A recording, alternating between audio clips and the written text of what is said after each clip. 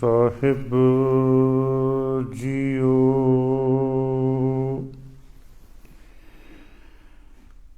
ਤੂੰ ਚੌ ਸਚਨ ਮਹਿੰਡਿਆ,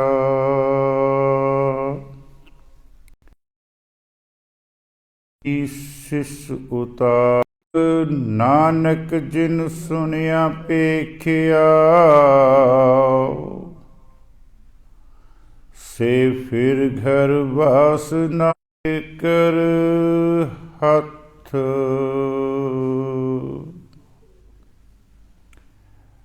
परम सत्कार योग, परम सम्मान योग, चवर छतर तख्त दे मालिक, वालिए कुल आलम, मुजस्मे आबे हयात, बानी दे बोहित, शब्दा अवतार, धन धन गुरु ग्रंथ साहिब जी महाराज, तिन्हां दी पावन पवित्र हजूरी दे विच अंम੍ਰਿਤ वेले दे दीवानां दे विच जुड़ बैठे सतसंगी जनों आओ। सब तो पहला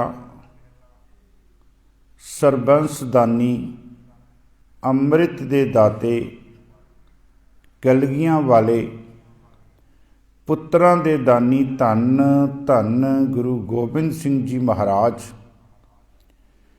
ਤਿਨਾਂ ਵੱਲੋਂ ਬਖਸ਼ਿਸ਼ ਫਤਿਹ ਦੇ ਨਾਲ ਰਲ ਮਿਲ ਕੇ ਸਾਂਝ ਪਾਈਏ ਜੀ।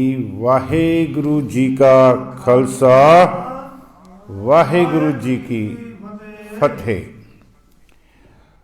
ਸਤ ਸੰਗਤ ਜੀ, ਅੱਜ ਤੋਂ ਆਪਾਂ ਰਲ ਮਿਲ ਕੇ ਧੰਨ ਧੰਨ ਗੁਰੂ ਨਾਨਕ ਦੇਵ ਜੀ ਮਹਾਰਾਜ, ਤਿਨਾਂ ਦੀ ਸ਼ਾਹਕਾਰ ਰਚਨਾ, ਉਹ ਰਚਨਾ ਜੋ ਹਰ ਗੁਰਦੁਆਰੇ ਦੇ ਵਿੱਚ ਅੰਮ੍ਰਿਤ ਵੇਲੇ ਸਭ ਤੋਂ ਪਹਿਲਾਂ ਬਾਣੀ ਪੜ੍ਹੀ ਜਾਂਦੀ ਹੈ, ਜਿਸ ਨੂੰ ਅਸੀਂ ਬੜੇ ਸਤਿਕਾਰ ਦੇ ਨਾਲ ਜਪਜੀ ਸਾਹਿਬ ਵੀ ਕਹਿੰਦੇ ਹਾਂ। ਜਦੋਂ ਅਸੀਂ ਧੰਨ ਧੰਨ ਗੁਰੂ ਗ੍ਰੰਥ ਸਾਹਿਬ ਜੀ ਮਹਾਰਾਜ ਦੇ ਦਰਸ਼ਨ ਕਰਦੇ ਹਾਂ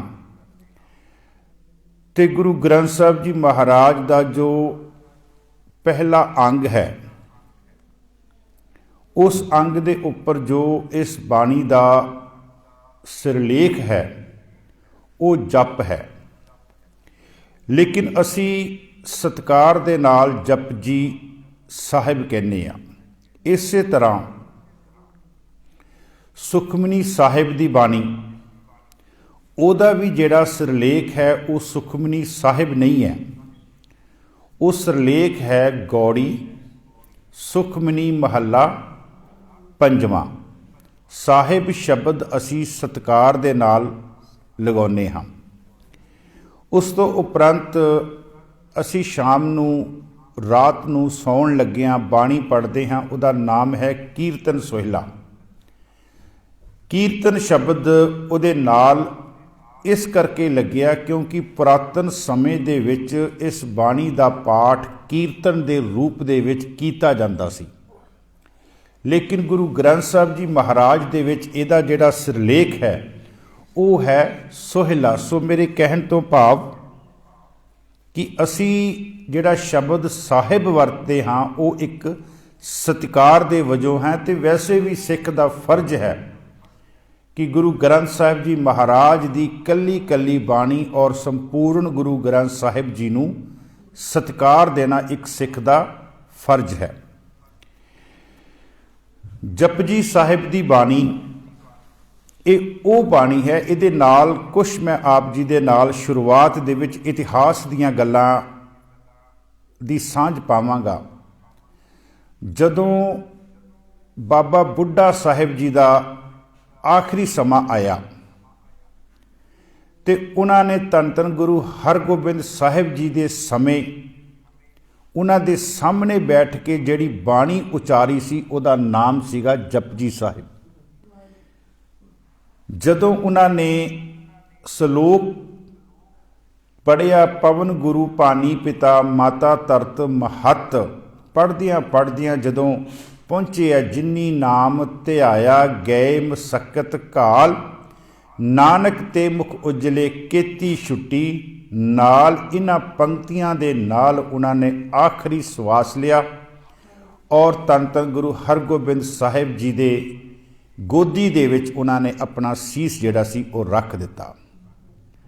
ਉਸ ਤੋਂ ਬਾਅਦ ਭਾਈ ਸਾਹਿਬ ਭਾਈ ਮਤੀ ਦਾਸ ਜੀ ਜਦੋਂ ਉਹਨਾਂ ਨੂੰ ਚਾਂਦਨੀ ਚੌਂਕ ਦੇ ਵਿੱਚ ਉਹਨਾਂ ਦੇ ਸਰੀਰ ਨੂੰ ਆਰੇ ਦੇ ਨਾਲ ਚੀਰਿਆ ਗਿਆ ਤੇ ਕਵੀ ਸੰਤੋਖ ਸਿੰਘ ਜੀ ਲਿਖਦੇ ਹਨ ਕਿ ਉਹਨਾਂ ਦੇ ਦੋ ਟੁਕੜਿਆਂ ਦੇ ਵਿੱਚੋਂ ਵੀ ਜਪਜੀ ਦੀ ਆਵਾਜ਼ ਜਿਹੜੀ ਹੈ ਉਹ ਆ ਰਹੀ ਸੀ। ਔਰ ਇਸ ਨੂੰ ਕਵੀ ਸੰਤੋਖ ਸਿੰਘ ਜੀ ਲਿਖਦੇ, ਅਰਦੋ ਉਰਦ ਚਰਾਏ ਡਾਰਾ ਪਰਿਓ ਪ੍ਰਿਥਵੀ ਪਰ ਹੋਵੈ ਦੋਏ ਫਾਰਾ, ਦੋਨੋਂ ਤਨ ਤੇ ਜਪਜੀ ਪਰੇ ਹੇਰਤ ਸਭ ਕੋ ਅਚਰਜ ਕਰੇ। ਹੇਰਤ ਸਭ ਕੋ ਅਚਰਜ ਕਰੇ। ਜਿਹੜਾ ਵੀ ਦੇਖਦਾ ਸੀ ਨਾ ਉਹ ਬੜਾ ਹੈਰਾਨ ਹੋ ਰਿਹਾ ਸੀਗਾ ਕਿ ਭਾਈ ਮਤੀ ਦਾਸ ਜੀ ਦੇ ਸਰੀਰ ਦੇ ਵਿੱਚੋਂ ਦੋ ਟੁਕੜੇ ਤਾਂ ਹੋ ਗਏ ਆ ਲੇਕਿਨ ਉਹਨਾਂ ਦੇ ਵਿੱਚੋਂ ਆਵਾਜ਼ ਆ ਰਹੀ ਸੀ ਜਪਜੀ ਸਾਹਿਬ ਦੀ। ਗੁਰੂ ਤੇਗ ਬਹਾਦਰ ਜੀ ਮਹਾਰਾਜ ਜਦੋਂ ਉਹਨਾਂ ਨੇ ਆਪਣਾ ਸੀਸ ਦੇਣਾ ਸੀ ਤੇ ਉਹਨਾਂ ਨੇ ਜਲਾਦ ਨੂੰ ਕਿਹਾ ਕਿ ਸਭ ਤੋਂ ਪਹਿਲਾਂ ਮੈਂ ਇਸ਼ਨਾਨ ਕਰਾਂਗਾ, ਇਸ਼ਨਾਨ ਕਰਨ ਤੋਂ ਬਾਅਦ ਜਪਜੀ ਸਾਹਿਬ ਦਾ ਪਾਠ ਕਰਾਂਗਾ। ਜਦੋਂ ਮੈਂ ਪਾਠ ਕਰਦਿਆਂ ਮੇਰਾ ਸੀਸ ਜਿਹੜਾ ਉਹ ਪਰਮਾਤਮਾ ਦੇ ਵਿੱਚ ਝੁਕ ਜਾਵੇ, ਸੀਸ ਮੇਰਾ ਝੁਕ ਜਾਵੇ, ਉਦੋਂ ਤੂੰ ਆਪਣੀ ਜਿਹੜੀ ਤਲਵਾਰ ਹੈ ਉਹ ਚਲਾ ਦੇਣੀ ਹੈ। ਭਾਈ ਸਾਹਿਬ ਭਾਈ ਮਨੀ ਸਿੰਘ ਜੀ ਨੇ ਜਦੋਂ ਉਹਨਾਂ ਦੇ ਬੰਦ ਕੱਟੇ ਗਏ ਤੇ ਸਾਡਾ ਇਤਿਹਾਸ ਦੱਸਦਾ ਕਿ ਭਾਈ ਸਾਹਿਬ ਭਾਈ ਮਨੀ ਸਿੰਘ ਜੀ ਨੇ ਜਦੋਂ ਜਲਾਦ ਨੂੰ ਕਿਹਾ, ਕਹਿੰਦੇ ਤੂੰ ਆਪਣਾ ਕੰਮ ਕਰ ਤੇ ਮੈਨੂੰ ਆਪਣਾ ਕੰਮ ਕਰਨ ਦੇ। ਉਹ ਭਾਈ ਮਨੀ ਸਿੰਘ ਦਾ ਕੰਮ ਕੀ ਸੀ? ਭਾਈ ਮਨੀ ਸਿੰਘ ਜੀ ਨੇ ਜਪਜੀ ਸਾਹਿਬ ਦਾ ਪਾਠ ਸ਼ੁਰੂ ਕੀਤਾ। ਮੈਂ ਬੇਨਤੀ ਕਰਨਾ ਚਾਹੁੰਦਾ, ਗੁਰੂ ਹਰਗੋਬਿੰਦ ਸਾਹਿਬ ਜੀ ਮਹਾਰਾਜ ਨੇ ਜਪਜੀ ਸਾਹਿਬ ਦੇ ਅਰਥ ਕੀਤੇ ਹਨ ਜਦੋਂ ਉਹ ਕਸ਼ਮੀਰ ਦੀ ਧਰਤੀ ਵੱਲ ਜਾ ਰਹੇ ਸਨ। ਗੁਰੂ ਹਰਗੋਬਿੰਦ ਸਾਹਿਬ ਜੀ ਨੇ ਜਪਜੀ ਸਾਹਿਬ ਦੇ ਅਰਥ ਕੀਤੇ ਹਨ ਜਦੋਂ ਉਹ ਕਸ਼ਮੀਰ ਦੀ ਧਰਤੀ ਦੇ ਵੱਲ ਚੱਲੇ ਸਨ। ਜਿੱਥੇ ਜਿੱਥੇ ਉਹਨਾਂ ਦਾ ਰਸਤੇ ਦੇ ਵਿੱਚ ਪੜਾਅ ਹੁੰਦਾ ਸੀ ਉੱਥੇ ਮਹਾਰਾਜ ਜਪਜੀ ਸਾਹਿਬ ਦੇ ਅਰਥ ਜਿਹੜੇ ਆ ਉਹ ਕਰਿਆ ਕਰਦੇ ਸਨ। ਤੇ ਵਿਦਵਾਨ ਜਿਹੜੇ ਹਨ ਉਹ ਲਿਖਦੇ ਹਨ, ਬੜੇ ਪਿਆਰੇ ਉਹਨਾਂ ਦੇ ਵਚਨ ਹਨ ਵਿਦਵਾਨ ਦੇ। ਇੱਕ ਨਾ ਕਵੀ ਸੰਤੋਖ ਸਿੰਘ ਜੀ ਦਾ ਗ੍ਰੰਥ ਹੈ ਗਰਭ ਗੰਜਨੀ।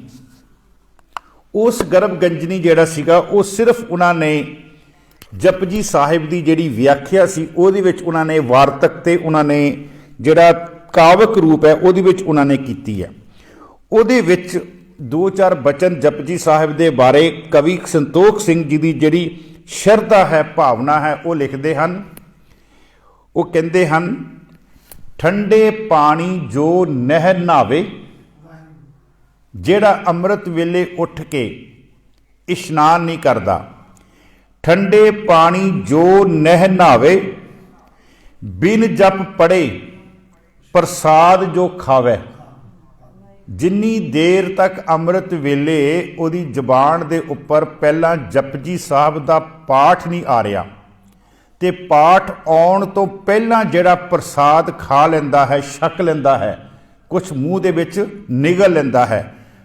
ਭਾਈ ਸਾਹਿਬ ਜੀ ਫਰਮਾਉਂਦੇ ਹਨ, ਠੰਡੇ ਪਾਣੀ ਜੋ ਨਹਿ ਨਹਾਵੇ, ਬਿਨ ਜਪ ਪੜੇ ਪ੍ਰਸਾਦ ਜੋ ਖਾਵੇ, ਬਿਨ ਰਹਿ ਰਾਸ ਸਮਾਂ ਜੋ ਖੋਵੇ।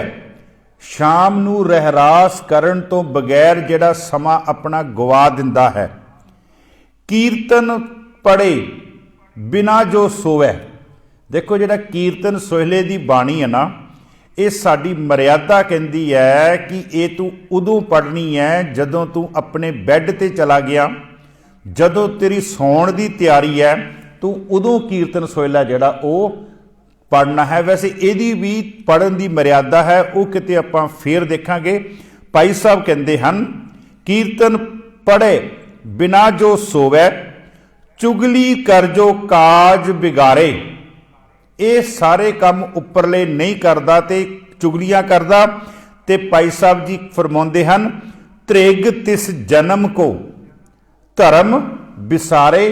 ਕਹਿੰਦੇ ਐਸੇ ਜਨਮ ਲੈਣ ਦਾ ਕਹਿੰਦੇ ਕੀ ਫਾਇਦਾ। ਕਹਿੰਦੇ ਤ੍ਰਿਗ ਹੈ, ਤ੍ਰਿਗ ਦਾ ਅੱਖਰੀ ਅਰਥ ਕਰਦੇ ਹਾਂ ਕਿਸੇ ਨੂੰ 100 ਵਾਰੀ ਲਾਹਣਤਾਂ ਪਾ ਕੇ ਤੇ ਉਹਦੀ ਇੱਕ ਵਾਰ ਗਿਣਤੀ ਕਰਨੀ। ਤ੍ਰਿਗ। ਫਿਰ ਦੁਬਾਰਾ ਮੈਂ ਉਹ ਸ਼ਬਦ ਲਵਾਂ, ਉਹਨਾਂ ਦੀਆਂ ਪੰਕਤੀਆਂ, ਉਹਨਾਂ ਦੀ ਰਚਨਾ ਭਾਈ ਸਾਹਿਬ ਭਾਈ ਕਵੀ ਸੰਤੋਖ ਸਿੰਘ ਜੀ। ਠੰਡੇ ਪਾਣੀ ਜੋ ਨਹਿ ਨਹਾਵੇ, ਬਿਨ ਜਪ ਪੜੇ ਪ੍ਰਸਾਦ ਜੋ ਖਾਵੇ, ਬਿਨ ਰਹਿ ਰਾਸ ਸਮਾ ਜੋ ਖੋਵੇ, ਕੀਰਤਨ ਪੜੇ ਬਿਨਾ ਜੋ ਸੋਵੇ, ਚੁਗਲੀ ਕਰ ਜੋ ਕਾਜ ਬਿਗਾਰੇ, ਤ੍ਰਿਗ ਤਿਸ ਜਨਮ ਜੋ ਧਰਮ ਵਿਸਾਰੇ। ਕਹਿੰਦੇ ਉਹਦਾ ਤ੍ਰਿਗ ਹੈ, ਕਹਿੰਦੇ ਉਹਨੇ ਆਪਣਾ ਧਰਮ, ਉਹਨੇ ਆਪਣਾ ਫਰਜ਼ ਜਿਹੜਾ ਉਹ ਵਿਸਾਰ ਦਿੱਤਾ। ਇੱਕ ਹੋਰ ਕਵੀ ਸੰਤੋਖ ਸਿੰਘ ਜੀ ਲਿਖਦੇ, ਕਹਿੰਦੇ ਸਿੱਖ ਗੁਰੂ ਕਾ ਹੋਏ ਗਇਓ। ਆਪਣੇ ਆਪ ਨੂੰ ਕਹਿੰਦਾ ਮੈਂ ਗੁਰੂ ਨਾਨਕ ਦਾ ਸਿੱਖ ਹਾਂ, ਗੁਰੂ ਨਾਨਕ ਦੇ ਘਰ ਵਿੱਚ ਮੈਂ ਪੈਦਾ ਹੋਇਆ ਹਾਂ। ਸਿੱਖ ਗੁਰੂ ਕਾ ਹੋਏ ਗਇਓ, ਜਪਜੀ ਕੰਠ ਨਾ ਕੀਨ।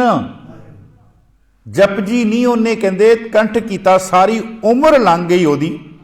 ਅਖਬਾਰਾਂ ਦੀਆਂ ਕੱਲੀਆਂ ਕੱਲੀਆਂ ਪੰਕਤੀਆਂ ਪੜ੍ਹ ਦਿੱਤੀਆਂ, ਖਬਰਾਂ ਨੂੰ ਕੱਲੀਆਂ ਕੱਲੀਆਂ ਪੜ੍ਹ ਕੇ ਉਹਨੇ ਆਪਣੇ ਹਿਰਦੇ ਵਿੱਚ ਵਸਾ ਲਈਆਂ, ਪਰ ਜਪਜੀ ਉਹਨੇ ਨਹੀਂ ਕਹਿੰਦੇ ਕੰਠ ਕੀਤਾ। ਕਹਿੰਦੇ ਸਿੱਖ ਗੁਰੂ ਕਾ ਹੋਏ ਗਇਓ, ਜਪਜੀ ਕੰਠ ਨਾ ਕੀਨ। ਫਿਰ ਅੱਗੇ ਕਹਿੰਦੇ ਤੰਦੁਲ ਬਿਨ ਤੁਖ ਕਿਹੇ ਕਾਮ।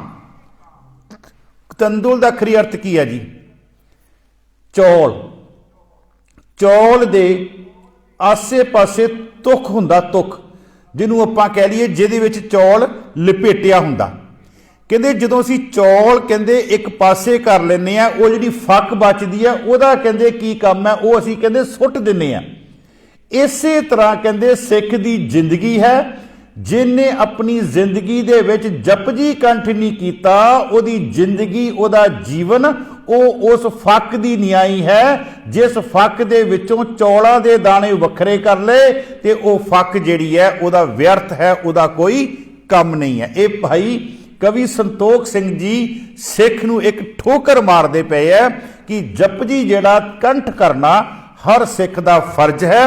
ਭਾਈ ਸਾਹਿਬ ਫਰਮਾਉਂਦੇ, ਸਿੱਖ ਗੁਰੂ ਕਾ ਹੋਏ ਗਇਓ, ਜਪਜੀ ਕੰਠ ਨਾ ਕੀਨ, ਤੰਦੁਲ ਬਿਨ ਤੁਖ ਕਾਮ ਕਹਿ, ਤੈਸੇ ਸਿੱਖ ਕੋ ਚੀਨ, ਤੈਸੇ ਸਿੱਖ ਕੋ ਚੀਨ। ਇਸ ਤਰ੍ਹਾਂ ਕਹਿੰਦੇ ਸਿੱਖ ਨੂੰ ਕਹਿੰਦੇ ਸਮਝੋ ਵੀ ਜਿੱਦਾਂ ਉਹਨੇ ਕਹਿੰਦੇ ਉਹਦੇ ਹਾਲਾਤ ਕੀ ਹੈ, ਉਹਦੀ ਜ਼ਿੰਦਗੀ ਕੀ ਹੈ। ਜਿਸ ਤਰ੍ਹਾਂ ਚੌਲ ਵੱਖਰੇ ਕਰ ਲਏ ਤੇ ਫੱਕ ਜਿਹੜੀ ਹੈ ਉਹ ਵੱਖਰੀ ਹੈ, ਉਹ ਫੱਕ ਦੀ ਕਹਿੰਦੇ ਕੋਈ ਵੀ ਅਹਿਮੀਅਤ ਨਹੀਂ ਹੈ। ਦੂਸਰਾ ਬਚਨ ਜੀ ਸਾਡੇ ਰਹਿਤਨਾਮਿਆਂ ਦੇ ਵਿੱਚ ਹੈ ਜੀ। ਬੜਾ ਕੁਛ ਸਿੱਖ ਕੌਮ ਨੇ ਨਾ ਪੜ੍ਹਨਾ ਹੈ, ਅਸੀਂ ਤੇ ਹੱਲੇ ਜਪਜੀ ਸਾਹਿਬ ਤੱਕ ਹੀ ਨਹੀਂ ਪਹੁੰਚ ਸਕੇ ਤੇ ਰਹਿਤਨਾਮੇ ਹੀ ਕਿੱਥੋਂ ਪੜਾਂਗੇ। ਰਹਿਤਨਾਮੇ ਭਾਈ ਚੌਪਾ ਸਿੰਘ ਜੀ ਦੇ, ਰਹਿਤਨਾਮੇ ਭਾਈ ਸਾਹਿਬ ਭਾਈ ਨੰਦ ਲਾਲ ਜੀ ਦੇ, ਇਹਨਾਂ ਦੇ ਵਿੱਚ ਬਹੁਤ ਮਹਾਰਾਜ ਨੇ। ਇਹਨਾਂ ਨੇ ਗੁਰੂ ਗੋਬਿੰਦ ਸਿੰਘ ਜੀ ਦੇ ਸਮਕਾਲੀ ਸਿੱਖ ਸਨ, ਜਿਨ੍ਹਾਂ ਨੇ ਸਿੱਖ ਦੀ ਰਹਿਤ ਮਰਿਆਦਾ ਜਿਹੜੀ ਆ ਉਹ ਬੰਨੀ ਹੈ। ਉਹਦੇ ਵਿੱਚ ਦੱਸਦੇ ਹਨ, ਕਹਿੰਦੇ ਜਪ ਸੇਵਕ ਕੇ, ਜਿਹੜਾ ਸਿੱਖ ਜਪਜੀ ਪੜ੍ਹਦਾ ਹੈ, ਪਹਿਲਾਂ ਮੈਂ ਇਹਦੇ ਅਰਥ ਕਰਦੇ ਹਾਂ, ਉਹਦੀ ਜ਼ਿੰਦਗੀ ਦੇ ਵਿੱਚ ਕਦੀ ਵੀ ਉਹਨੂੰ ਤਕਲੀਫ ਨਹੀਂ ਆ ਸਕਦੀ, ਕਦੀ ਰੁਕਾਵਟ ਨਹੀਂ ਆ ਸਕਦੀ। ਇਹ ਰਹਿਤਨਾਮੇ ਸਾਡੇ ਕਹਿੰਦੇ ਪਏ। ਜਪ ਸੇਵਕ ਕੇ ਬਿਗਨ ਕੋ ਕਰ ਨਾ ਸਕੈ ਕਛ ਹੇਤ। ਜਿਸ ਸਿੱਖ ਦੇ ਕੋਲ ਜਪਜੀ ਸਾਹਿਬ ਹੈ ਨਾ, ਉਹਦੀ ਜ਼ਿੰਦਗੀ ਦੇ ਵਿੱਚ ਕਦੀ ਵੀ ਜਿਹੜਾ ਵਿਘਨ ਹੈ ਉਹ ਉਹਦੇ ਨਜ਼ਦੀਕ ਨਹੀਂ ਆ ਸਕਦਾ, ਉਹ ਕਦੀ ਉਹਦੇ ਰਸਤੇ ਦੇ ਵਿੱਚ ਰੁਕਾਵਟ ਨਹੀਂ ਪਾ ਸਕਦਾ। ਰਹਿਤਨਾਮੇ ਜਪ ਸੇਵਕ ਕੇ ਬਿਗਨ ਕੋ ਕਰ ਨਾ ਸਕੈ ਕਛ ਹੇਤ। ਉਹਦੀ ਜ਼ਿੰਦਗੀ ਦੇ ਵਿੱਚ ਕਦੀ ਵਿਘਨ ਨਹੀਂ ਆ ਸਕਦਾ। ਇਸ ਤੇ ਉੱਪਰ ਔਰ ਨਹੀਂ, ਇਸ ਜਪਜੀ ਸਾਹਿਬ ਤੋਂ ਉੱਪਰ ਕਹਿੰਦੇ ਹੋਰ ਕੋਈ ਮੰਤਰ ਨਹੀਂ ਆ। ਕੋਈ ਕਵੇ ਮੈਂ ਤੇਰੇ ਕੰਨ ਵਿੱਚ ਫੂਕ ਮਾਰਦਾ, ਕੋਈ ਕਵੇ ਆਹ ਮੰਤਰ ਲੈ ਲੈ। ਮਹਾਰਾਜ ਕਹਿੰਦੇ ਇਸ ਤੋਂ ਬਿਨਾ, ਇਸ ਤੇ ਉੱਪਰ ਔਰ ਨਹੀਂ, ਇਸ ਤੇ ऊपर और नहीं, जपजी को मंत्र के लेन। जपजी का एक मंत्र ही ऐसा है, एक सिक्ख्या ही ऐसी है, एक उपदेश ही ऐसा है जिहड़ा तेरी जिंदगी का आधार है। इहदे तो उपर होर कुछ नहीं। ते असी जदों जपजी पढ़ते हैं ना, अज आपां सिर्फ जपजी साहब की शुरुआत करनी है। जदों आपां जपजी पढ़ते हैं ना, ਤੇ ਜਪਜੀ ਕਿਤੇ ਤੁਸੀਂ ਪੜ੍ਹ ਕੇ ਦੇਖਿਓ। ਮਹਾਰਾਜ ਨੂੰ ਕਿਸੇ ਨੇ ਸਵਾਲ ਕੀਤਾ, ਕਹਿੰਦੇ ਮਹਾਰਾਜ ਮੇਰੀ ਤੇ ਜ਼ਿੰਦਗੀ ਦੇ ਵਿੱਚ ਦੁੱਖ ਹੀ ਬਹੁਤ ਹਨ, ਮੈਂ ਤੇ ਪਾਪੀ ਹੀ ਬਹੁਤ ਹਾਂ, ਇਹ ਦੁੱਖ ਮੇਰੀ ਜ਼ਿੰਦਗੀ ਚੋਂ ਕਿੱਦਾਂ ਦੂਰ ਹੋਣਗੇ ਤੇ ਇਹ ਪਾਪ ਜਿਹੜੇ ਹੈ ਕਿਸ ਤਰ੍ਹਾਂ ਇਹ ਵਿਨਾਸ਼ ਹੋਣਗੇ। ਤੇ ਮਹਾਰਾਜ ਕਹਿੰਦੇ ਸੁਣਿਆ ਦੁੱਖ ਪਾਪ ਕਾ, सुनिया दुख पाप का नाश। किसी ने बचन किया, निक्कियां निक्कियां गल्लां आपां जपजी साहब चों लैणियां क्योंकि अज आपां शुरुआत करनी है। किसी ने बचन किया महाराज मेरे अंदर परमात्मा दे लई प्यार नहीं पैदा हुंदा। ते उत्थे फिर गुरु नानक देव जी जवाब दिंदे है, सुनिया पहला सुन, फिर कहते जो सुनिया तो उन्होंने आपां मनना भी है। सुनिया मन्निया मन कीता भाओ, फिर तेरे अंदर कहते प्यार पैदा होएगा। जे इदां आपां कह लीए कि प्यार पैदा हो जाए, महाराज कहते नहीं होना। सुनिया मन्निया मन कीता भाओ, तेरे अंदर कहते प्यार पैदा हो जाएगा। गुरु नानक साहिब जी दसदे हन, साचा साहिब साच नाए भाखिया भौ अपार। उस परमात्मा नूं मिलन दा तरीका की है? वो जिहड़ा सच्चा परमात्मा है, जिहदा न्याय भी सच्चा है। साचा साहिब साच नाई, इत्थे नाई दा अखरी अर्थ ना न्याय भी कीता है, ते इहदा नाई दा अखरी अर्थ उहदा नाम भी कीता। महाराज दोनों अर्थ कीते हैं। साचा साहिब साच नाई, ਉਹਨੂੰ ਮਿਲਣਾ ਕਿੱਦਾਂ? ਭਾਖਿਆ, ਭਾਖਿਆ ਦਾ ਅਖਰੀ ਅਰਥ ਹੈ ਬੋਲੀ। ਤੇਰੀ ਬੋਲੀ ਕਿੱਦਾਂ ਦੀ ਹੋਵੇ? ਭਾਖਿਆ ਭਉ, ਉਹਦੇ ਵਿੱਚ ਕਹਿੰਦੇ ਪਿਆਰ ਹੋਵੇ ਤੇ ਪਿਆਰ ਇੰਨਾ ਹੋਵੇ ਅਪਾਰ, ਉਸ ਪਿਆਰ ਦਾ ਪਾਰਲਾ ਬੰਨਾ ਕਹਿੰਦੇ ਨਾ ਹੋਵੇ। ਇੱਕ ਪਿਆਰ ਹੁੰਦਾ ਜਿਹੜਾ ਸੀਮਤ ਹੈ, ਮਹਾਰਾਜ ਕਹਿੰਦੇ ਇੰਨਾ ਪਿਆਰ ਹੋਵੇ ਕਿ ਉਸ ਪਿਆਰ ਦਾ ਕਹਿੰਦੇ ਪਾਰਲਾ ਬੰਨਾ ਨਾ ਹੋਵੇ। ਮਹਾਰਾਜ ਕਹਿੰਦੇ ਸਾਚਾ ਸਾਹਿਬ ਸਾਚ ਨਾਏ भाख्या भौ अपार। आखे है मंगे है देहे देहे, दात करे दातार। फेर के अगे रखिए जित सुन धरे प्यार। जित सुन धरे प्यार कहते ओदे अगे केड़ी चीज रखी जावे कि रब मेरे ते रीझ जावे, रब मेरे ते प्यार करन लग पवे। ते ओदे विच बचन है जी, अमृत वेला सच नाओ। अमृत वेला, अमृत वेला सांभ कहते। और मैं एक बेनती कर दिया, अमृत वेला जिहड़ा शब्द है ना, ये सिर्फ धन धन गुरु नानक देव जी महाराज ने ही वरते अपनी बाणी विच सब तो पहला। अमृत वेला सच नाओ वड्याई विचार, करमी आवे कपड़ा नदरी मोख द्वार। करमी आवे कपड़ा, तेरी आत्मा दे उपर बख्शिश रूपी कपड़ा जड़ा, तेरी पत जड़ी है वह परमात्मा अपनी बख्शिश नाल ढक देवेगा। करमी आवे कपड़ा नदरी मोख द्वार। प्रोफैसर पूਰਨ ਸਿੰਘ पता की लिखते इस बाणी बारे, कहते मैं जदों ये बाणी पढ़दा ना तो मैनू इस तरह महसूस हुंदा कि ਇਹਦੇ ਵਿੱਚ ਧੰਨ ਧੰਨ ਗੁਰੂ ਨਾਨਕ ਦੇਵ ਜੀ ਮਹਾਰਾਜ ਨੇ ਆਪਣਾ ਜੀਵਨ ਹੀ ਕਹਿੰਦੇ ਰੱਖ ਦਿੱਤਾ। ਔਰ ਜਦੋਂ ਮੈਂ ਕਹਿੰਦੇ ਅੰਮ੍ਰਿਤ ਵੇਲੇ ਉੱਠ ਕੇ, ਇਹ ਪ੍ਰੋਫੈਸਰ ਪੂਰਨ ਸਿੰਘ ਦੇ ਅੰਦਰ ਦੀ ਸ਼ਰਧਾ ਹੈ, ਭਾਵਨਾ ਹੈ ਜਪਜੀ ਬਾਰੇ। ਕਹਿੰਦੇ ਮੈਂ ਜਦੋਂ ਜਪਜੀ ਪੜ੍ਹਦਾ ਨਾ ਤੇ ਮੈਨੂੰ ਇਦਾਂ ਲੱਗਦਾ ਕਿ ਗੁਰੂ ਨਾਨਕ ਦੇਵ ਜੀ ਇਸ ਬਾਣੀ ਦੇ ਵਿੱਚ ਹਾਜ਼ਰ ਬੈਠੇ ਹਨ, ਹਾਜ਼ਰ ਬੈਠੇ ਹਨ। ਤੇ ਮੈਂ ਜਦੋਂ ਮੇਰੇ ਆਪਣੀ ਵਿਚਾਰਧਾਰਾ ਕੀ ਹੈ ਜਪਜੀ ਦੇ ਬਾਰੇ, ਜਪਜੀ ਇੱਕ ਐਸੀ ਰਚਨਾ ਹੈ ਜਿਹੜੀ ਤੁਹਾਡੇ ਅੰਦਰ ਸਚਿਆਰ ਬਣਨ ਦੇ ਲਈ ਇੱਕ ਪਿਆਰ ਪੈਦਾ ਕਰਦੀ ਹੈ ਤੇ ਪਰਮਾਤਮਾ ਦੀ ਬਖਸ਼ਿਸ਼ ਦੇ ਨਾਲ ਤੂੰ ਸੱਚਖੰਡ ਦਾ ਵਾਸੀ ਹੁੰਨਾ ਹੈ। ਤੇ ਜਦੋਂ ਸੱਚਖੰਡ ਵਿੱਚ ਪਹੁੰਚਦਾ ਹੈ ਤੇ ਕਈਆਂ ਦੀ ਬੰਦ ਖਲਾਸੀ ਤੂੰ ਨਾਲ ਕਰਵਾ ਦਿੰਦਾ ਹੈ। ਕਿਉਂਕਿ ਅਸੀਂ ਪਹਿਲੀ ਪੌੜੀ ਤੇ ਵਿਚਾਰ ਕਰਾਂਗੇ ਕਿਵ ਸਚਿਆਰਾ ਹੋਈ ਹੈ, ਕਿਵ ਕੂੜੇ ਟੁੱਟੇ ਪਾਲ। ਸਚਿਆਰ ਬਣਨਾ, ਸਚਿਆਰ ਬਣਨਾ, ਸਚਿਆਰ ਬਣਨ ਦੇ ਲਈ ਅੰਦਰ ਪਿਆਰ ਪੈਦਾ ਹੋਣਾ।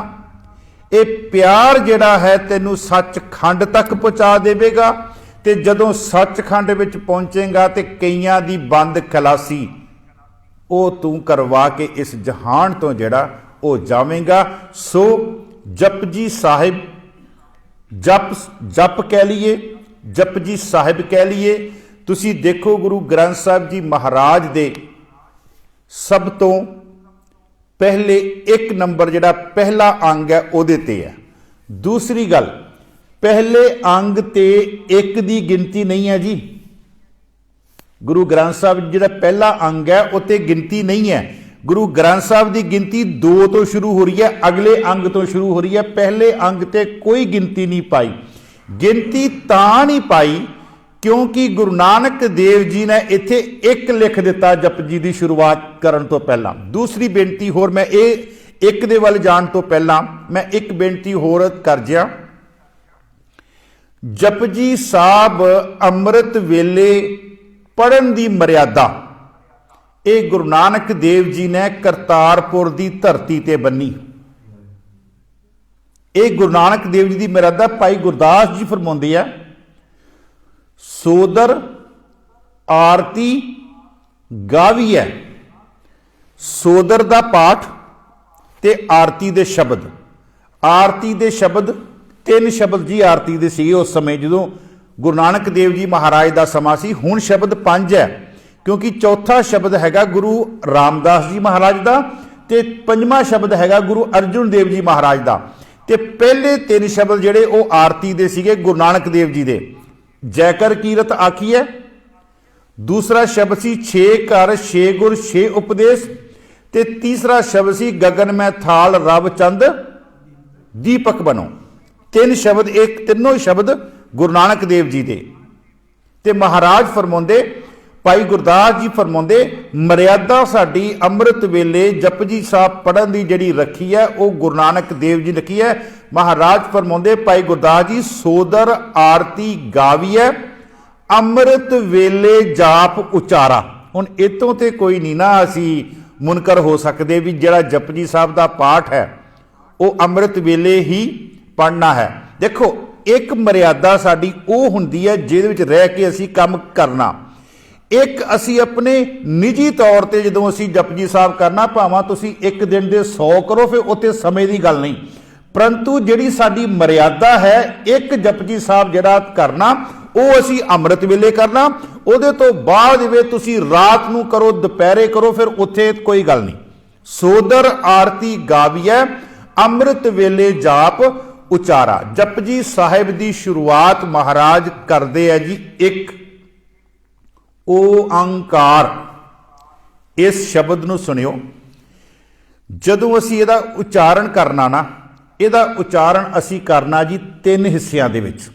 ਪਹਿਲਾ ਹਿੱਸਾ ਹੈ ਇੱਕ, ਦੂਸਰਾ ਹਿੱਸਾ ਹੈ ਓੰ, ਤੀਸਰਾ ਹਿੱਸਾ ਹੈ ਕਾਰ। ਅਸੀਂ ਇਹਨੂੰ ਓਮਕਾਰ ਨਹੀਂ ਕਹਿ ਦੇਣਾ, ਓੰਕਾਰ ਨਹੀਂ ਕਹਿ ਦੇਣਾ, ਨਹੀਂ। ਇਹਦਾ ਜੋ ਉਚਾਰਨ ਹੈ, ਜੋ ਸਾਨੂੰ ਸਿਖਾਇਆ ਗਿਆ, ਉਹਦੇ ਹਿਸਾਬ ਨਾਲ ਮੈਂ ਤੁਹਾਨੂੰ ਦੱਸ ਰਿਹਾ। ਇਹਦਾ ਉਚਾਰਨ ਅਸੀਂ 3 ਹਿੱਸਿਆਂ ਵਿੱਚ ਕਰਨਾ। ਇੱਕ ਓੰਕਾਰ। ਹੁਣ ਵਿਚਾਰਨ ਵਾਲੀ ਗੱਲ ਹੈ, ਆਪਾਂ ਅੱਜ ਸ਼ਬਦ ਲੈਣਾ ਹੈਗਾ ਇੱਕ, ਫਿਰ ਆਪਾਂ ਅੱਗੇ ਚੱਲਾਂਗੇ ਹੌਲੀ ਹੌਲੀ। क्योंकि मैं पहला ही भाई साहब नूं बेनती कर चुका कि मैं ਇਹਦੀ विचार अपने हिसाब ਦੇ ਨਾਲ करनी आ, हौली हौली करनी, कोई सानू काहली नहीं है भी असी अगली सकरांत तक जपजी साहब कंप्लीट होवे। ते मेरी भी बेनती है कि मैनू समय विच ना बन्निओ, क्योंकि जपजी साहब दे जो वख-वख विद्वानां ने उन्हां दी विचारधारा मैं तकरीबन ज़्यादा नहीं तो 5 तो 7 सटीक जिहड़े आ वो मेरे कोल विद्वानां दे पे है, जिन्हां तो मैं आप जी दे लई उन्हां दे विचों हीरे ते मोती जिहड़े आ वो इकट्ठे करके आप जी लई रखे हैं, आप जी नूं परोसन वास्ते। एक शब्द विचार वाली गल है कि जिहड़ा एक शब्द गुरु नानक देव जी ने पाया वो गिनतीवाचक पाया, दूसरा नहीं पाया। दूसरे भी शब्द आ रहे हैं, ईडी नूं बिहारी ते कक्का एक, फिर एक रूप हो रहा ईडी नूं बिहारी ते कक्के नूं बिहारी, दूसरा आ रहा ईडी नूं बिहारी ते कक्के दे पैर विच औंकड़। 3 रूप एक दे गुरु ग्रंथ साहब च आ रहे हैं। ये जिहड़ा रूप है, चौथा रूप जिहड़ा अपने सामने है जपजी साहिब दा, ये है संख्यावाचक, जिन्हों आपां कह लीए गिनतीवाचक, जिन्हों आपां कह लीए गिणितवाचक। ये महाराज ने एक क्यों पाया ते जिहड़े ईड़ी नूं सिहारी ते कक्का वो क्यों नहीं पाया, जबकि अगे सारे शब्द हैं। गिनती इत्थे एक महाराज ने क्यों पाई? महाराज ने गिनती पहली गल कि जिहड़ा वो ईड़ी नूं बिहारी ते कक्का है, कक्के दे पैर च औंकड़ है, उस एक दा अखरी अर्थ हुंदा जी एक वचन। जिहड़ा ईड़ी नूं बिहारी ते कक्के नूं बिहारी एक पाया उहदा मतलब है बहुवचन। जदों असीं बहुतियां दी गल करी ना, कहना एक ही आपां, बोलना एक ही है, लेकिन उहदे अर्थ बदल जाने हैं। सो इसे तरह धन धन गुरु ग्रंथ साहब जी महाराज विच ना होर भी बहुत ऐसे शब्द हैं जिन्हां दा उच्चारण एक ही है, लेकिन उन्हां दे अर्थ जिहड़े आ प्रकरण दे हिसाब नाल बदलदे। मैं आप जी नूं एक दो उदाहरणां दियां। जिद्दां असीं शब्द पढ़दे हां जी अमृत, अमृत शब्द एक असी शब्द पढ़ते हैं, अमृत नाम निधान है मिल पीवो भाई। उत्थे अमृत शब्द नाम वास्ते आया। एक होर मैं आप जी नूं प्रमाण दिया, इस काया अंदर 5 चोर वसे, काम क्रोध लोभ मोह अंकारा अमृत लूटे। हुण इत्थे अमृत का मतलब की है? इत्थे अमृत का अखरी अर्थ है दैवी गुण। जिहड़े साडे अंदर दैवी गुण है, सत संतोख धर्म दया ते धीरज, ये 5 दैवी गुण हैं। सो कहण तो भाव खुंज दा अमृत शब्द है, अमृत काया रहे सुखाली, उथे काया नूं भी अमृत कहा गया। सो अमृत शब्द का उच्चारण अमृत ही है, लेकिन उहदे अर्थ जिहड़े आ वो वखरे वखरे प्रकरण के हिसाब नाल उहदे अर्थ जिहड़े आ वो वखरे वखरे आ रहे हैं। सो इत्थे मैं बेनती कर रहा सी, ईड़ी नूं सिहारी, ईड़ी नूं बिहारी ते सिहारी ते कक्का, कक्के दे पैर च औंकड़ जिहड़ा वो है एक वचन वास्ते। जिहड़ा ईड़ी नूं बिहारी ते कक्के नूं बिहारी सिहारी है, दोनों लगियां सिहारियां ईड़ी ते कक्के नूं, उहदा आखरी अर्थ है बहुवचन। जिहड़ा दूसरा एक है वो है गिनतीवाचक। सो गुरु नानक देव जी ने ये जिहड़ा शब्दां वाला एक तां नहीं लिया, क्योंकि गुरु नानक देव जी नूं पता सी मेरे तो बाद बड़े बड़े विद्वान पैदा होने, उन्होंने ईड़ी के अर्थ कुछ होर कर जाने हैं ते कक्के के अर्थ होर कर जाने। इसलिए गुरु नानक देव जी जिहड़ा एक पाया ना, वो एक पाया है गिनतीवाचक। ये एक जिहड़ा है ये एक आ बदल है। इस एक नूं तुसीं हिंदुस्तान च लै जाओ, इस एक नूं हिंदुस्तान तो बाहर लै जाओ, इन्हें एक ही रहना है। मेरी गल समझ गए ना? इन्हें चाहे असी अमेरिका की एक धरती ते चले जाइए, उत्थे भी एक ने एक ही रहना है। नंबर एक, ये जिहड़ा एक है ये आ बदल है, इहदा ये बदलदा नहीं है। दूसरा, इस एक दे करके ही एकता है। इस एक दे ये एक ही जिहड़ा अखंड है, इसनूं कोई तोड़ नहीं सकता, ये अखंड है। इसलिए महाराज ने जिहड़ा एक ना वो महाराज ने गिनतीवाचक पाया। अगे चलिए आपां गुरु ग्रंथ साहब जी महाराज विच ना परमात्मा दे दो रूपां की गल की गई है। ये जिहड़ा एक ना, ये एक तो पहला कुछ होर रूप सीगा, होर ये एक बनन वास्ते इस तो पहला एक रूप सीगा। वो मैं आप जी के सामने शब्द रखा सी, शब्द पढ़ते हैं सरगुण, निर्गुण, निरंकार। सरगुण रूप की है जी, ये जिहड़ा एक रूप ना, ये है निर्गुण रूप, माफ करना, ये हैगा सरगुण रूप। महाराज फरमांदे सरगुण, निर्गुण, निरंकार, सुन समाधि आप, सुन समाधि आप। ये जिहड़ा रूप जिहड़ा साडे कोल एक रूप है, ये है जी सरगुण रूप। हुण निर्गुण रूप की है, इहदे तो पहला की सीगा? इहदे तो पहला महाराज फरमाउंदे है कि जदों इस धरती दी, इस ब्रह्मंड की रचना नहीं सी हुई ना, उदों भी परमात्मा सीगा, लेकिन उदों सीगा सुन अवस्था दे विच, जिन्हों गुरु नानक देव जी फरमाउंदे अरबद नरबद धुंधू घारा धरन ना गगना। ना धरती सी ते ना गगन सी। अरबद नरबद धुंधू घारा धरन ना गगना हुक्म अपारा। ना दिन रैन चंद ना सूरज, ना दिन सी ना रात सी, ना चंद सी ना सूरज सी। फिर कौन सीगा उस वेले? महाराज फरमांदे सुन समाद लगाए दा ओ जेड़ा परमात्मा दा निर्गुण रूप सी ना, वो निर्गुण रूप उस समय सीगा। उस निर्गुण रूप दा आकार जेड़ा ना, वो विद्वाना ने मिथ्या जीरो, वो मिथ्या जीरो, क्योंकि जेड़ा सुन शब्द है ना, सुन शब्द संस्कृत भाषा के शून्य तो आया, तो एक शून्य का जिहड़ा आकार है वो जीरो है। महाराज फरमाउंदे अरबद नरबद धुंधू घारा धरन ना गगना हुक्म अपारा। ना दिन रैन चंद ना सूरज सुन समाद लगाएंदा। ये जिहड़ा साडे कोल सरगुण रूप है एक, इहदे तो पहला जिहड़ा परमात्मा दा रूप सीगा ਉਹ ਸੀਗਾ निर्गुण रूप, जिन्हों असी दूसरी भाषा में कहने अफुर अवस्था। एक अवस्था है अफुर, एक अवस्था है सुफुर। अफुर अवस्था जेड़ा चुपचाप जेड़ा वो बैठा होया। इस अफुर अवस्था ने अपने आप नू सफुर किया। जदों इन्हें सफुर किया, ये फिर सुन समाद तो एक दे विच आया। ये मसला बड़ा समझण वाला हैगा। सरगुण तो निर्गुण बनया, सरगुण रूप तो निर्गुण रूप जेड़ा, जां निर्गुण, महाराज कहंदे निर्गुण तो जेड़ा रूप बनया वो सरगुण बनया। निर्गुण जेड़ा वो अफूर अवस्था थी, अफूर अवस्था तो सरगुण का रूप बनया जेड़ा हुण साडे कोल है। इस अवस्था नूं बनन दे लई महाराज का एक बचन है जी, आपीने आप साजियो। हुण जिहड़ा आपीने आसा की वार च पौड़ी आउंदी है, पहली पौड़ी आउंदी है आपीने। आपीने जिहड़ा शब्द है ना, वो शब्द है निर्गुण। आप साजियो, उन्हें अपने आप नूं साजिया, वो रूप है जी सरगुण रूप। बड़े ध्यान असी आपीने आप साजियो, फिर अगे महाराज कहते आपीने रचियो नाओ। वो जेड़ा सरगुण रूप सी ना, उहदे विचों फिर नाम पैदा होया, एक दे विचों नाम पैदा होया।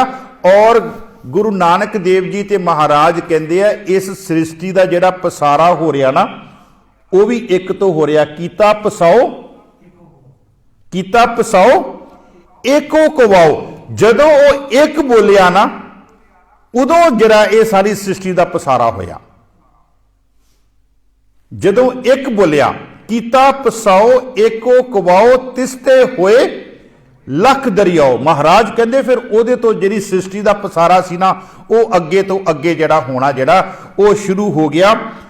ते गुरु ग्रंथ साहब जी महाराज कहते ये जिहड़ा एक है ना, कहते ये पैदा होया सुन अवस्था तो। सुन दे विचों ही एक दा प्रकाश होया, सुन दे विचों एक दा प्रकाश होया।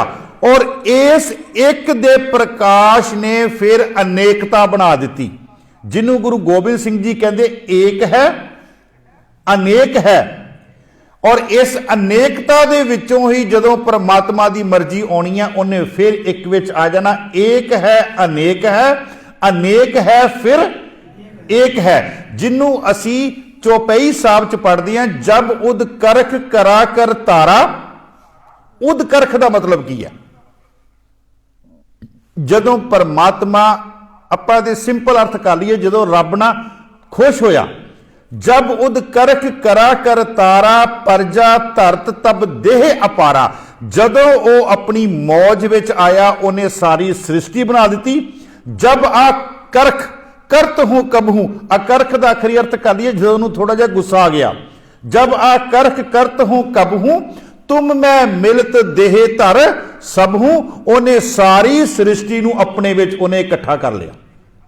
ये गुरु गोबिंद सिंह जी महाराज कह रहे हैं, जब उद करख करा कर तारा परजा धरत तब देह अपारा। फिर महाराज कहते, गुरु गोबिंद सिंह की रचना लड़िए खोर, प्रणवो आद एकंकारा। प्रणवो आद एकंकारा जल थल महियल कियो पसारा। कहते परमात्मा ने एक तो ही ये सारी सृष्टि जिहड़ी है वो बना दी। परमात्मा आप एक दे विच उन्हें अपनी सृष्टि जिहड़ी है एक तो ही जिहड़ी सारी है वो बना दी। ते गुरु गोबिंद सिंह जी महाराज कहते एक है अनेक है फिर एक है। एक तो ही सारा अनेकता बनी है, और अनेकता दे विच वो एक जिहड़ा आप बैठा होया, वो एक तो अनेकता तो दूर नहीं है, वो एक दे अनेकता दे विच ही बचिया होया, जिन्हों असीं कहने हैं। अगे जाके आपां लवांगे शब्द, जो शब्द आएगा ना करता पुरख, जिहड़े पुरख दे खखे थले औंकड़ है ना, वो सानू ये दस रहा कि वो अपनी रचना बना के ते रचना तो अलग नहीं है, वो रचना दे विच ही है। एक दो प्रमाण लईए, वो एक है। महाराज फरमाउंदे गुरु ग्रंथ साहिब, साहिब मेरा एको है भाई एको है। जपो तो एको नामा, उत्थे भी एक दी गल है। अवर निराफल कामा, महाराज एक दे उपर जोर दिंदी है। फिर महाराज फरमाउंदे एकम एकंकार निराला अमर अजोनी जात ना जाला। महाराज कहते वो एक ही है, कहते इस सृष्टि दे विच एक ही है। हुण महाराज ने ये होर कारण हन कि महाराज ने ओंकार दे अगे एक क्यों लाया। इहदी आपां विचार जिहड़ी है वो कल दे दीवाना विच करांगे। बेनती है, गुरु नानक देव जी महाराज दी शाहकार रचना जपजी साहिब, घट्टो घट ये बाणी जिहड़ी है ना, ये सिख दी रसना दे उपर उन्नू कंठ होनी चाहिए। और इस तरह चले जिस तरह असी एक स्टील का गिलास लैके उस पानी पा के ते पानी पीने ना, वो पानी जिहड़ा एक रस साडे अंदर जा रहा, इस तरह उहदी रसना दे उपर ये बाणी जिहड़ी, क्योंकि पानी नू दंदां दी कोई लोड़ नहीं, ना चबान की लोड़ ना कुछ, पानी अपने आप तुहाडे अंदर जा रहा बिना मेहनत कीतियां। इस तरीके दे नाल जिहड़ी जपजी ना वो सिख दी रसना दी उपर आनी चाहिए है। दूसरी बेनती, अज अपना पहला दीवान सी, कोशिश करियो भी आपां होर संगतां नूं प्रेरीए तां जो होर संगत जिहड़ियां वो लाहा लै सकन। एक तो अगे आपां चलांगे ओंकार, कल दे दीवाना दे विच आपां ओंकार दी जिहड़ी विचार है वो करांगे। इन्नियां को बेनतियां प्रवान करनियां, होइयां भुल्लां चुका खिमा करनियां। वाहिगुरू जी का खालसा, वाहिगुरू जी की फतेह।